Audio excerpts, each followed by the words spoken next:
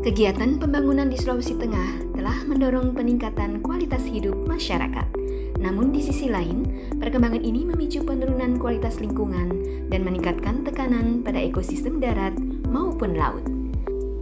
Selama ini, pengelolaan wilayah darat dan laut masih terpisah berdasarkan batas administrasi maupun kewenangan, membuat kawasan ini semakin rentan terhadap perubahan iklim dan degradasi ekosistem. Hasil pemetaan spasial tim Sifor-Ikraf mengidentifikasi 29 kelas tutupan lahan dan laut yang tersebar di kota Palu, Sigi, Donggala, dan Parigi Mutong.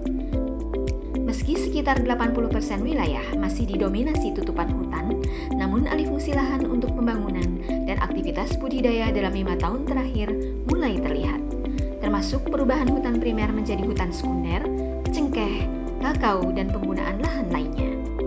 Pada tingkat tapak, lanskap Das Sausu di Parigi Mutong menunjukkan zonasi lahan yang berjenjang, mulai dari sawah dan agroforestry kakao di dataran rendah, kebun kelapa dan tambak di pesisir, hingga agroforestry campuran kakao dan durian serta hutan bekas tebangan di perbukitan. Sementara nelayan tangkap dan tambak menjadi penghidupan utama masyarakat pesisir Das Sausu.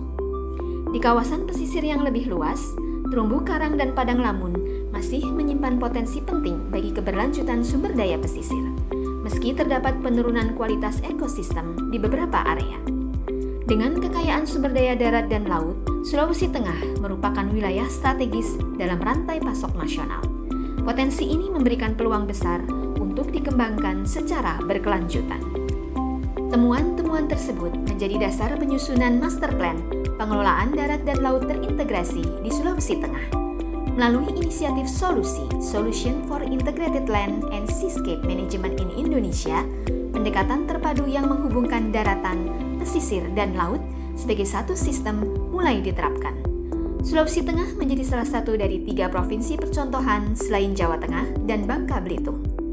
Berbagai proses teknis dan konsultatif juga telah dilakukan dalam mendukung penyusunan master plan tingkat regional yang mencakup area pilot Kota Palu, Kabupaten Donggala, Kabupaten Sigi, dan Kabupaten Parigi Mutong. Master Plan atau Rencana Induk Pengelolaan Bentang Darat dan Laut Terintegrasi merupakan rencana strategis jangka panjang yang bertujuan untuk mengembangkan ekonomi berkelanjutan. Di dalamnya terdapat roadmap atau peta jalan yang menjabarkan langkah-langkah praktis yang harus ditempuh untuk mencapai tujuan tersebut, mulai dari jangka pendek hingga menengah.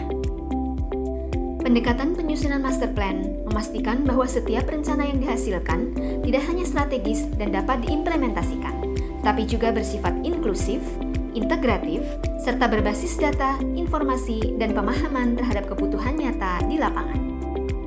Melalui pendekatan tersebut, master plan hadir untuk menjaga kesehatan dan keberlanjutan ekosistem yang saling terhubung. Dokumen ini memberikan 3 manfaat utama. Pertama, pembangunan berkelanjutan. Master Plan mendorong pertumbuhan ekonomi berkelanjutan yang tetap menjaga lingkungan sekaligus meningkatkan kesejahteraan masyarakat lokal. Kedua, peningkatan ketahanan terhadap perubahan iklim. Dengan perencanaan terpadu, ekosistem menjadi lebih sehat dan beragam sehingga lebih kuat menghadapi dampak perubahan iklim dan ancaman lingkungan lainnya.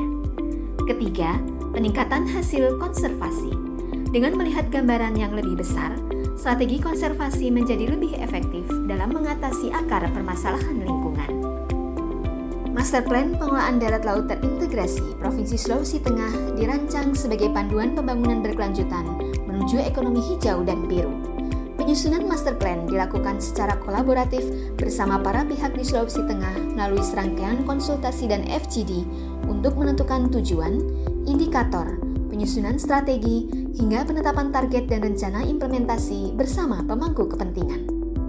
Master Plan terdiri dari 7 bab utama yang memuat tentang kerangka ekonomi hijau, kondisi dan isu strategis wilayah, kerangka spasial, rencana pertumbuhan ekonomi hijau, peta jalan implementasi hingga 2045, tata kelola dan manajemen resiko, serta lampiran teknis yang memperkuat analisis dan arah pengelolaan ruang darat, pesisir, dan laut secara terpadu. Master Plan memiliki strategi utama yang mencakup 5 fokus pengembangan. Pertama, alokasi dan pengelolaan ruang darat laut dan das yang berkelanjutan.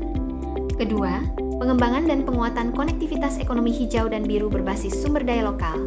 Ketiga, pengelolaan sampah dan air limbah terpadu untuk menciptakan lingkungan yang bersih dan sehat.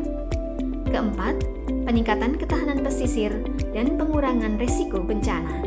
Dan kelima, tata kelola terpadu dan pemberdayaan masyarakat berketahanan iklim yang responsif gender. Dengan pendekatan ini, Master Plan Pengelolaan Darat Laut Terintegrasi diharapkan menjadi fondasi transformasi wilayah Sulawesi Tengah menuju masa depan yang tangguh, adil, dan berkelanjutan.